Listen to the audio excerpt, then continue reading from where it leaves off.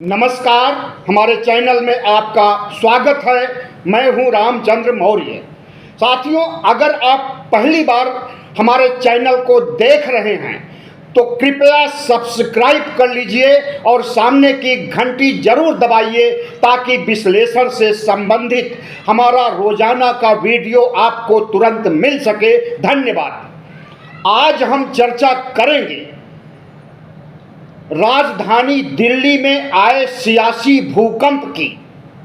जिसकी आहट, जिसके झटके पूरे देश में महसूस किए जा रहे हैं। 11 सितंबर 2024 यानी कल, बीता हुआ कल 12:58 पर एक बड़ा भूकंप आता है एनसीआर में। दिल्ली, गाजियाबाद, नोएडा, फरीदाबाद, सोनीपत यानी पूरे एनसीआर में दहल जाता है एनसीआर, जिसका रिएक्टर स्केल पर 5.7 माना गया है उसकी तीव्रता, जिससे एनसीआर में किसी जान माल के नुकसान की कोई खबर नहीं है। लेकिन रात 10 बजे के बाद एक सियासी भूकंप आता है, जब प्रधानमंत्री नरेंद्र मोदी अपने सोशल मीडिया अकाउंट पर कुछ फोटो और वीडियो वायरल करते हैं, और वह वीडियो होता है चंद्रचूड़, DY चंद्रचूड़, जो चीफ जस्टिस ऑफ इंडिया हैं, उनके घर प्रधानमंत्री नरेंद्र मोदी जाते हैं गणेश चतुर्थी पर गणेश पूजन के लिए। प्रधानमंत्री नरेंद्र मोदी को चंद्रचूड़ साहब इनवाइट करते हैं या प्रधानमंत्री नरेंद्र मोदी अपनी मर्जी से जाते हैं, इसकी कोई जानकारी नहीं है। लेकिन यह सच है कि वहां वो गए और गणेश पूजन में शामिल हुए। हाथ जोड़ करके CGI चंद्रचूड़ खड़े रहे, उनकी पत्नी घंटी बजाती रही और प्रधानमंत्री नरेंद्र मोदी आरती उतारते रहे। आज सवाल उठ रहा है पूरे देश में, विपक्ष की ओर से, बुद्धिजीवियों की ओर से, पत्रकारों की ओर से, राष्ट्र के शुभचिंतकों की ओर से, कि आज जब संविधान खतरे में महसूस किया जा रहा है और वह संविधान का खतरा प्रधानमंत्री नरेंद्र मोदी की पार्टी और RSS से महसूस किया जा रहा है, ऐसे समय में संविधान की रक्षा करने वाले न्यायपालिका के प्रमुख चीफ जस्टिस ऑफ इंडिया के साथ अगर प्रधानमंत्री नरेंद्र मोदी की जुगलबंदी चल रही है, तो यह एक बहुत बड़ा यक्ष प्रश्न होता है कि संविधान की रक्षा करने वाले और संविधान के लिए खतरा बने लोग की जुगलबंदी हो रही है। दोनों मिल गए हैं आपस में। अब इस देश का क्या होगा, इस देश के संविधान का क्या होगा, इस देश के लोकतंत्र का क्या होगा और न्यायपालिका की स्वतंत्रता और निष्पक्षता का क्या होगा, कुछ नहीं कहा जा सकता है। तमाम सवाल उठते हैं कल की घटना से, सियासी भूकंप से। वास्तविक भूकंप जो 12:58 पर आया, उससे बड़े सियासी भूकंप जो रात में आया, उससे पूरे देश में सवाल उठा है। प्रधानमंत्री नरेंद्र मोदी की साख दांव पर है और CGI chief justice of India की साख भी दांव पर लग गई है। आज तक आज़ादी के बाद, संविधान लागू होने के बाद, कोई भी प्रधानमंत्री CGI के घर नहीं गया, किसी भी परिस्थिति में, न पूजा पाठ करने के लिए, न मेल जोल बढ़ाने के लिए, किसी भी रूप में नहीं गया। और यह पहली बार हो रहा है कि प्रधानमंत्री नरेंद्र मोदी बुलाने पर जाते हैं या बगैर बुलाए जाते हैं, इसका खुलासा नहीं हुआ है। लेकिन इतना जरूर कहा जा सकता है कि प्रधानमंत्री नरेंद्र मोदी और चीफ जस्टिस की जुगलबंदी तमाम सवाल खड़े करती हैं। इस देश के संविधान को बचाने के लिए जिसे जिम्मेदारी सौंपी गई है न्यायपालिका को, अगर न्यायपालिका के प्रमुख और कार्यपालिका के प्रमुख एक हो जाएं और वही कार्यपालिका जिसकी पार्टी भारतीय जनता पार्टी और जो आरएसएस जो कि उसका भारतीय जनता पार्टी का माई बाप है,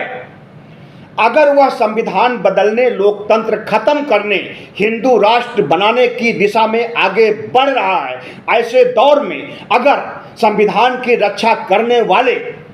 संविधान को खत्म करने वालों के साथ मिल जाएं,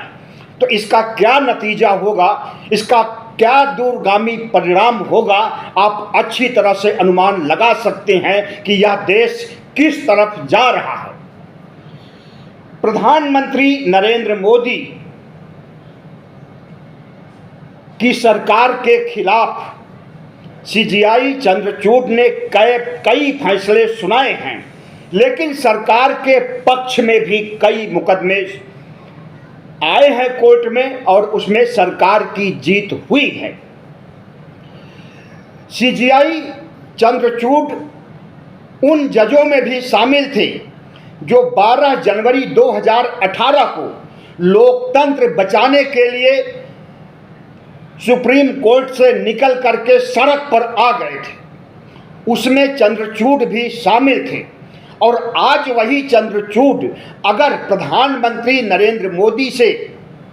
गणेश चतुर्थी के पूजन के बहाने मिल रहे हैं, तो इस पर सवाल खड़ा ही होगा, क्या प्रधानमंत्री नरेंद्र मोदी ने चीफ जस्टिस ऑफ इंडिया को मैनेज कर लिया है? पहला सवाल। दूसरा सवाल, क्या प्रधानमंत्री नरेंद्र मोदी जो कि एक बड़े संवैधानिक पद पर बैठे हुए हैं, जिनका कि प्रोटोकॉल है कि वह अनावश्यक रूप से किसी भी संवैधानिक पद पर बैठे किसी भी व्यक्ति के पास नहीं जा सकते हैं, और ऐसे दौर में जब संविधान पर खतरा मंडरा रहा है और अगर जाएंगे तो निश्चित रूप से विपक्ष इस पर सवाल उठाएगा, बुद्धिजीवी इस पर सवाल उठाएगा, इस देश के शुभचिंतक, पत्रकार, लेखक इस पर सवाल उठाएंगे। प्रधानमंत्री नरेंद्र मोदी के कारनामे हमेशा चौंकाने वाले होते हैं। वह चाहे लोकसभा चुनाव के दौरान बीच गंगा में खड़े होकर के कहें कि हम हिंदू मुस्लिम नहीं करते हैं, हम हिंदू मुस्लिम 80-20 का खेला नहीं करते हैं, और जिस दिन हिंदू मुस्लिम करेंगे उस दिन सार्वजनिक जीवन के लायक नहीं रह जाएंगे। बहुत बड़ी बात कही प्रधानमंत्री नरेंद्र मोदी ने चुनाव के दौरान वाराणसी के गंगा में नाव पर खड़े होकर के एक महिला पत्रकार के साथ, और दूसरे दिन जब चुनाव प्रचार के लिए जाते हैं तो वही हिंदू मुस्लिम शुरू कर देते हैं जो पहले शुरू किए थे। वही मंगलसूत्र, वही भैंस खोल ले जाएंगे, वही मुजरा करने की बात प्रधानमंत्री फिर से करने लगे। प्रधानमंत्री नरेंद्र मोदी जिस तरह से जीएसटी और नोटबंदी लेकर के सामने आए और जिस तरह से 15-15 लाख देने की घोषणा करके चौंकाया इस देश के लोगों को और जुमले और झूठ की बारिश किया, उस पर तो इस देश की जनता ज़्यादा क्रुद्ध नहीं हुई, सिर्फ सवाल उठा करके रह गई। लेकिन आज जब संविधान के ऊपर खतरे मंडरा रहे हैं तो इस देश के जनता के कान खड़े हो जाने चाहिए, खास करके ओबीसी, एससी, एसटी के लोगों के कान खड़े होने चाहिए। यही सुप्रीम कोर्ट है जो कुछ दिनों पहले एससी, एसटी के खिलाफ कोटे में कोटा और क्रीमी लेयर निर्धारित करने का फैसला सुनाया था और सुप्रीम कोर्ट के फैसले के खिलाफ भारत बंद किया गया था और सफल हुआ था भारत बंद। तो क्या सुप्रीम कोर्ट के मुख्य न्यायाधीश चंद्रचूड़ को महसूस नहीं हुआ कि उनके खिलाफ भारत बंद हुआ? ओबीसी, एससी, एसटी उनके खिलाफ एकजुट हैं और वही चंद्रचूड़ अगर प्रधानमंत्री नरेंद्र मोदी से मिल करके जुगलबंदी कर रहे हैं, क्या खिचड़ी पक रही है, वाकई संविधान को ख़त्म करना चाहते हैं, 400 पार सीटें नहीं मिली तो क्या चीफ जस्टिस ऑफ इंडिया को मैनेज करके संविधान को ख़त्म करेंगे? बहुत से सवाल इस तरह से उठते हैं। आज शिवसेना उद्धव के प्रवक्ता संजय राउत ने सवाल उठाया। उन्होंने कहा कि अब हम किसके पास न्याय की गुहार करेंगे? इस देश में सुप्रीम कोर्ट आखिरी अदालत है, आखिरी आस है, आखिरी उम्मीद है उनके लिए जो न्याय के चाहत में दर दर भटकते हैं। और यही सुप्रीम कोर्ट अगर संदेहास्पद स्थिति उत्पन्न कर दे तो ऐसे में संजय राउत का यह शंका करना कि यह कहना कि लोगों के मन में शंका हो गई है सुप्रीम कोर्ट से और महाराष्ट्र का मुकदमा चीफ जस्टिस के पास है और उसके एक पार्टी प्रधानमंत्री नरेंद्र मोदी का मंत्रिमंडल भी है। ऐसे में अगर प्रधानमंत्री नरेंद्र मोदी और सीजीआई के बीच जुगलबंदी चल रही है तो क्या ये मुकदमे प्रभावित होंगे? आपको ध्यान देना चाहिए कि इधर जो फैसले आए हैं, सुप्रीम कोर्ट ने 10 सितंबर को अरविंद केजरीवाल के ऊपर दिया गया फैसला 10 सितंबर को सुनाने की बात कही थी लेकिन नहीं सुनाया, उसे आगे बढ़ा दिया गया। और जिस तरह से ईडी के मुकदमों से केजरीवाल की मुक्ति मिल गई है लेकिन सीबीआई के मुद्दों से मुक्ति नहीं मिल पा रही है और आगे ही डेट बढ़ती जा रही है। अब 25 सितंबर डेट सुनिश्चित हो गई है। हमें लगता है 25 सितंबर से आगे भी यह मामला जाएगा और जल्दी से केजरीवाल की रिहाई नहीं हो पाएगी क्योंकि सुप्रीम कोर्ट को संभवतः मैनेज कर लिया है प्रधानमंत्री नरेंद्र मोदी ने। याद कीजिए कि चंद्रचूड़ साहब की एक निष्पक्ष जज होने की छवि रही है, एक न्यायप्रिय जज होने की छवि रही है। सुप्रीम कोर्ट के प्रांगण में कुछ समय पहले बाबा साहब डॉक्टर भीमराव अंबेडकर की प्रतिमा लगाई जाती है तो उस समय बाबा साहब भीमराव अंबेडकर की प्रतिमा के सामने जो उद्गार व्यक्त किया चंद्रचूड़ साहब ने, उससे देश का सीना फूल गया था, सीना 56 इंच का हो गया था और चंद्रचूड़ के प्रति लोगों में श्रद्धा और न्याय की उनकी भावना की सराहना की गई थी। और वही बाबा साहब जो कि महाराष्ट्र कर्मस्थली जिनका रहा है, जन्म हुआ मध्य प्रदेश के महू में लेकिन कर्मस्थली महाराष्ट्र के साथ पूरा देश रहा, उसी महाराष्ट्र में अगर गणेश को महिमा मंडित किया जाता है और गणेश ऐसा गणेश जो कि काल्पनिक पात्र है, बाबा साहब डॉक्टर भीमराव अंबेडकर ने खुद कहा है कि गणेश और जितने भी देवी देवता हैं, ब्रह्मा विष्णु महेश, ये सब काल्पनिक हैं और इनकी पूजा अर्चना दलित पिछड़े नहीं करेंगे, बहुजन समाज के लोग नहीं करेंगे। लेकिन उन्हीं के समानांतर बाल गंगाधर तिलक आते हैं और जब देखा कि बाबा साहब का प्रभाव बढ़ रहा है, नास्तिकता छा रही है, बुद्धिज्म बढ़ रहा है महाराष्ट्र और देश में, तो उन्होंने गणेश जैसे काल्पनिक पात्र को उठा करके लाया जिसके न तो सिर का पता, न पेट कितना भारी और चूहे पर बैठने वाला, कोई बच्चा भी नहीं विश्वास कर सकता कि गणेश का अस्तित्व था, है या होगा। लेकिन उसी गणेश की पूजा के लिए महाराष्ट्र में गणेश चतुर्थी के दिन कितना बड़ा पाखंड अंधविश्वास खड़ा किया जाता है और किस तरह से गणेश को महिमा मंडित किया जाता है, इसे पूरा देश देख रहा है। और उसी गणेश की पूजा के लिए, इसी गणेश के बारे में प्रधानमंत्री नरेंद्र मोदी ने 2014 में कहा था कि हमारे देश में सर्जरी यानी शल्य चिकित्सा प्राचीन काल में बहुत एडवांस थी, क्योंकि शिव ने एक हाथी का सिर अपने बेटे गणेश के धड़ में फिट कर दिया और वह शरीर काम करने लगा और सिर काम करने लगा। तो प्रधानमंत्री नरेंद्र मोदी जो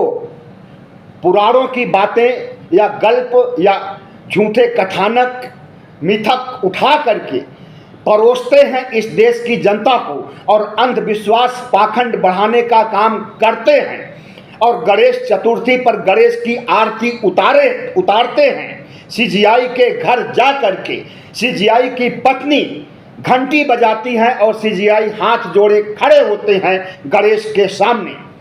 तो जो गणेश काल्पनिक है, जिसका अस्तित्व नहीं है, उसकी पूजा अर्चना अगर संवैधानिक पदों पर बैठे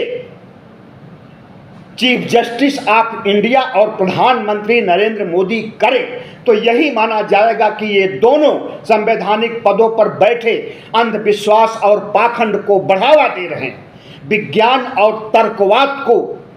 ढकोसला बता करके पीछे छोड़ रहे हैं और अंधविश्वास पाखंड में इस देश की आने वाली पीढ़ी और वर्तमान पीढ़ी को डुबो रहे हैं। थोड़े ही दिनों में 2 महीने में रिटायर्ड होने वाले हैं सीजीआई चंद्रचूड़ और इनका कार्यकाल शुरू में निष्पक्ष रहा है, न्यायप्रिय न्याय संगत माना गया है और तमाम पत्रकार इनके साथ थे। रंजन गोगोई जैसा इनका व्यवहार नहीं था, दीपक मिश्रा, चीफ जस्टिस दीपक मिश्रा जैसा इनका व्यवहार नहीं लगा था। लेकिन रिटायरमेंट आते आते जब न्यायपालिका से रुखसत होने वाले हैं, ऐसे समय में अगर नरेंद्र मोदी के साथ अपने घर बुला करके गलबहियां डाल करके जुगलबंदी कर रहे हैं और अंधविश्वास पाखंड को बढ़ावा दे रहे हैं, तो ओबीसी एससी एसटी को जरूर इस पर सोचना चाहिए कि जो खिचड़ी ब्राह्मणवाद पका रहा है उसकी काट आपके पास क्या है। मनुवाद के खिलाफ अंबेडकरवाद की लकीर को बड़ी करना होगा, तभी अंधविश्वास पाखंड से ओबीसी एससी एसटी समाज को मुक्त किया जा सकता है और बाबा साहब डॉक्टर भीमराव अंबेडकर की 22 प्रतिज्ञाओं को आगे बढ़ाना होगा और उन प्रतिज्ञाओं के तहत समस्त ओबीसी एससी एसटी को धम्म दीक्षा लेकर के बुद्धिस्ट बनना होगा। हम किसी भी सूरत में मनुवाद को आगे नहीं बढ़ने देंगे, ऐसा दृढ़ निश्चय करना होगा इस देश के ओबीसी एससी एसटी को। जिस तरह का निश्चय चुनाव के दौरान ओबीसी एससी एसटी के लोगों ने किया कि हमें संविधान बचाना है और संविधान बचाने की दिशा में बहुत से ओबीसी एससी एसटी आए और प्रधानमंत्री नरेंद्र मोदी को 272 तक पहुंचने से रोक दिए। 2019 में 303 सीटें आई थी, जिसमें 63 सीटों पर डेंट लगा दिए और प्रधानमंत्री नरेंद्र मोदी की सरकार बैसाखियों पर आ गई है। हमें लगता है कि यह संविधान बचाने का जो काम हुआ था चुनाव के दौरान, उससे बड़ा मुद्दा आज का है जब चीफ जस्टिस ऑफ इंडिया और भारत के प्राइम मिनिस्टर आपस में जुगलबंदी कर रहे हैं और ब्राह्मणवाद को आगे बढ़ाने के लिए अंधविश्वास पाखंड गणेश की पूजा के बहाने आगे बढ़ाने के लिए काम कर रहे हैं।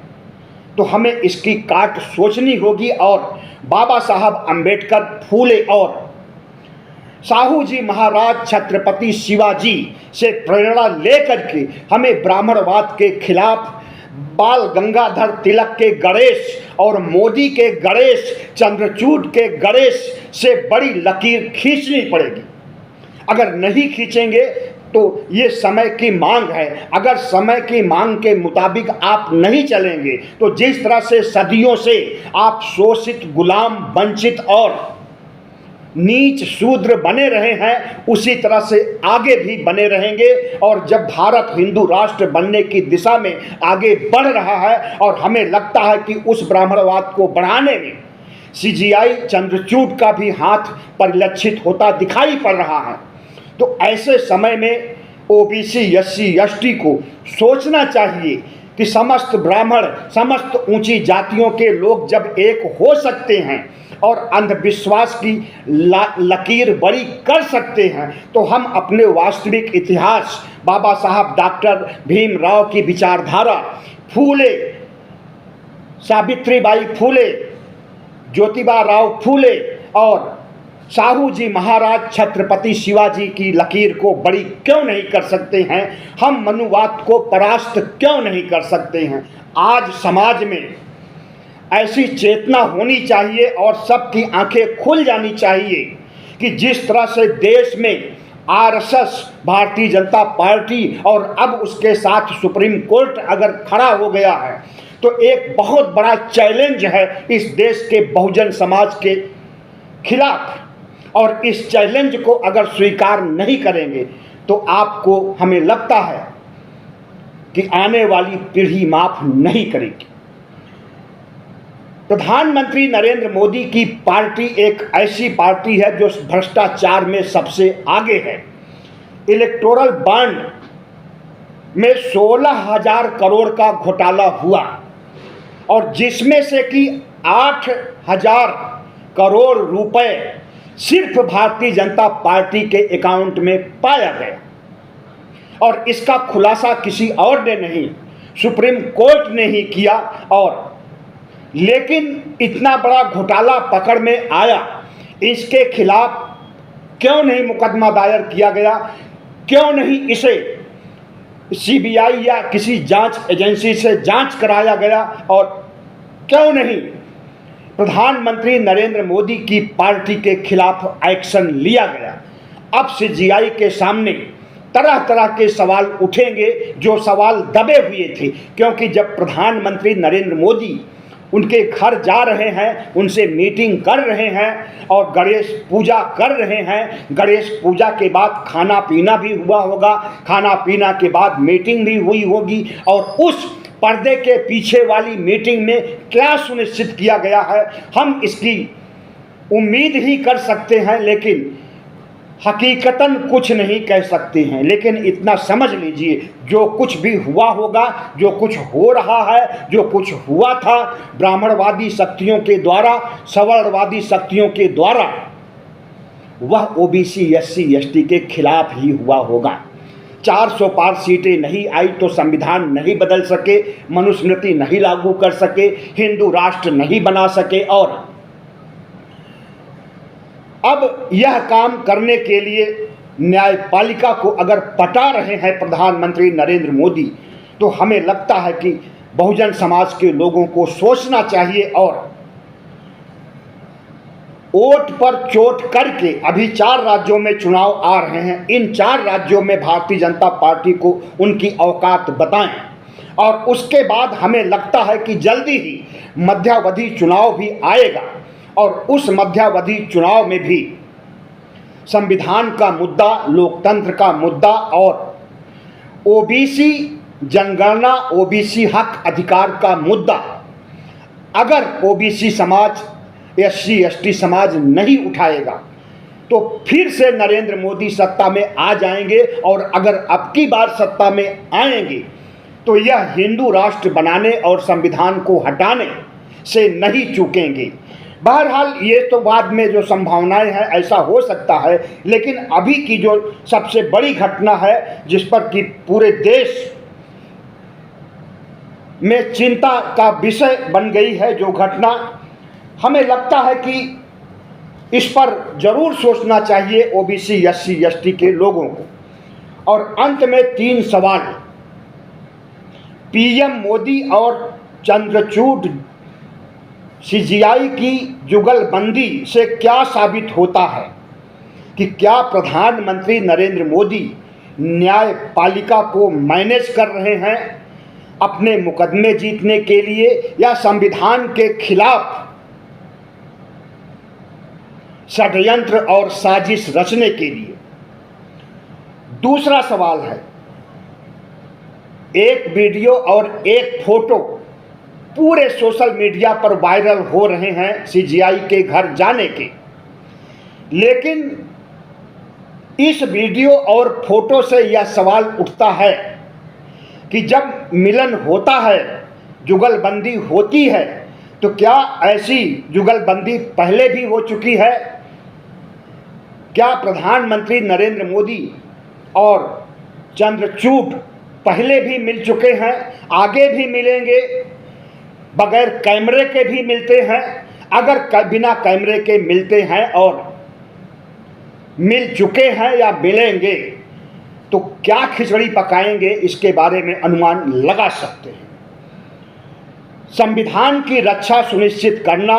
संविधान की समीक्षा करना, संविधान के खिलाफ जो आवाज़ उठाए उसे शांत करना सुप्रीम कोर्ट का काम है। और सुप्रीम कोर्ट के मुखिया अगर चंद्रचूड़ साहब खुद प्रधानमंत्री नरेंद्र मोदी को आमंत्रित करते हैं अपने घर पर, तो इससे एक बड़ा संदेश देश में जाता है, जिसे ओबीसी एससी एसटी को महसूस करना चाहिए कि जो खिचड़ी पक रही है वह ओबीसी एससी एसटी के खिलाफ है। बहुत बहुत धन्यवाद। हमारे चैनल को सब्सक्राइब कीजिएगा, लाइक कीजिएगा, शेयर कीजिएगा, ताकि हमारी आवाज़ जन जन तक पहुंच सके।